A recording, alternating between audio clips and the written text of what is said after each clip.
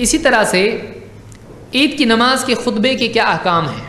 इससे एक बात पिछली रिवायत से बात मालूम हुई कि ईद का दिन जब आ जाता और जुमा होता तो ईद के दिन अगर जुमा आ जाए तो दोनों नमाजें अल्लाह के नबी सल्लल्लाहु अलैहि वसल्लम पढ़ते थे। ईद और जुमा ये इख्तलाफ चला आ रहा है, मैं उसमें आज नहीं जाना चाहता, बहुत सारे लोगों के लिए इसमें कन्फ्यूजन हो जाएगा कि जुमा और ईद जमा हो जाए तो क्या करना चाहिए, ईद पढ़ें तो जुमा यानी साक़ित हो जाता है या नहीं।